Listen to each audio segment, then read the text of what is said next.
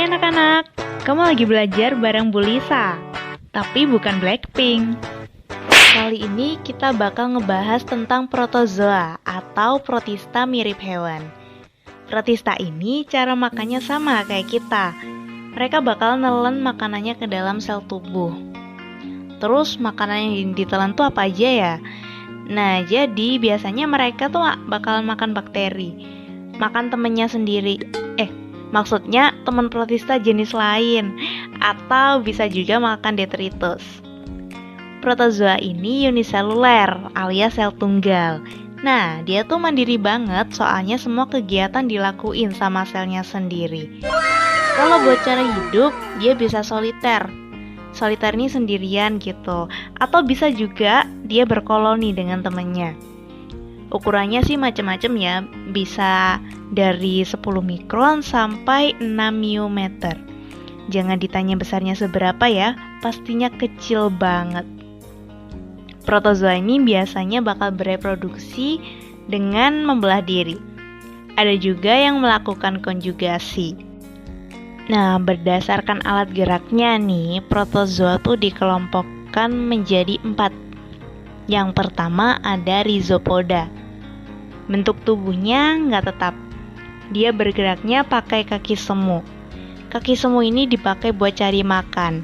Kalau ketemu makanan, kaki semu ini bakal ngelilingin makanan.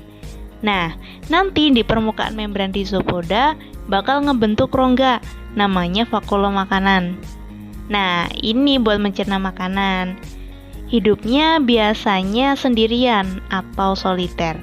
Biasanya dia ada di air tawar, air laut, tempat basah, dan bisa juga hidup di tubuh hewan atau manusia.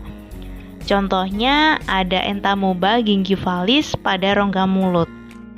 Yang selanjutnya ada Ciliata. Bentuk tubuhnya banyak sih variasinya. Ada yang kayak sendal, ada yang kayak trompet, ada yang kayak lonceng atau oval. Nah, dia geraknya pakai rambut-rambut yang getar. Rambut getar ini dipakai buat mendorong makanan biar bisa masuk ke sitoplasma. Makanannya sih ya seperti tadi ya, bakteri. Hidupnya bisa soliter atau bisa koloni. Biasanya hidup di air buangan yang banyak bahan organiknya.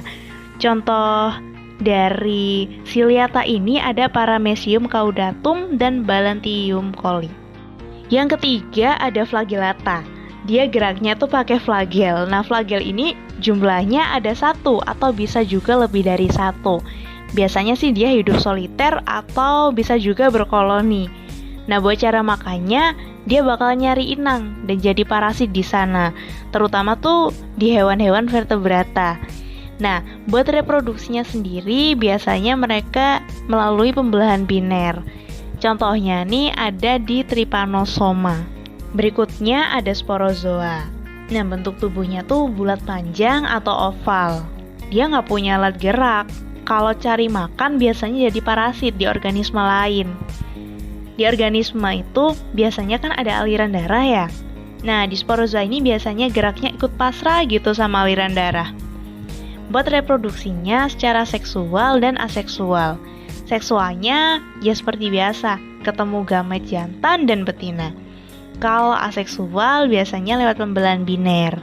Contohnya nih yang sering kita temui yang bikin sakit malaria, yaitu Plasmodium. Nah, kondisi kasus malaria ini biasanya bakal dipengaruhi sama faktor lingkungan, manusia, vektor, dan parasit. Suhu biasanya mempengaruhi perkembangan nyamuk. Suhu optimum tuh biasanya 20-30 derajat. Makin tinggi suhunya, maka masa inkubasinya makin pendek. Sebaliknya, makin rendah suhu, ya masa inkubasinya juga makin panjang. Nah, di daerah berangin dan kelembapannya tinggi, nyamuk itu biasanya bakal semakin aktif dan semakin sering buat gigit manusia. Makanya penularan malaria juga makin tinggi.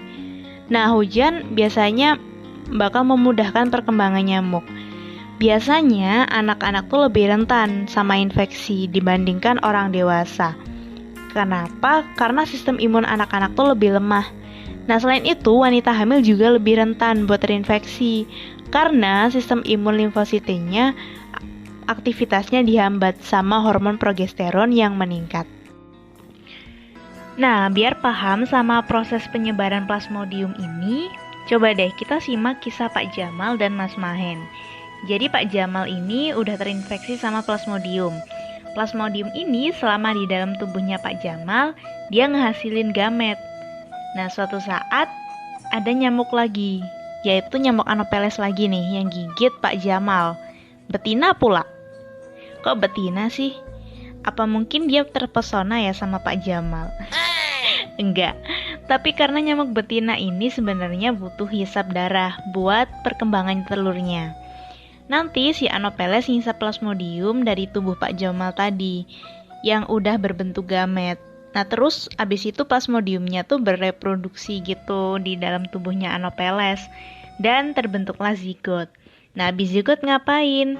Anopheles betina itu tadi nyari mangsa lagi. Nah kebetulan lewat tuh di kebun semangka. Nyamuk kan suka banget ya di kebun. Nah di sana kebetulan ada Mas Mahen yang lagi panen semangka. Abis itu nyamuknya gigit Mas Mahen dan Plasmodium yang berkembang di dalam Anopheles tadi pindah ke dalam tubuhnya Mas Mahen. Nah Mas Mahen akhirnya tertular malaria. Gitu.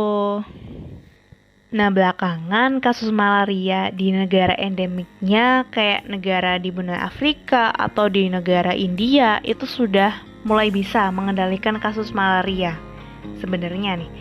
Tapi karena adanya COVID-19, usaha-usaha yang dilakuin tuh agak terhambat. Jadi kasus malaria tuh kembali melonjak dan angka kematian juga meningkat. Nah menurut kamu nih, gimana sih caranya biar di lingkungan kita terhindar dari malaria? Dan menurut kamu apa sih yang mungkin bisa dilakuin buat ngendaliin lagi kasus malaria di tengah pandemi ini?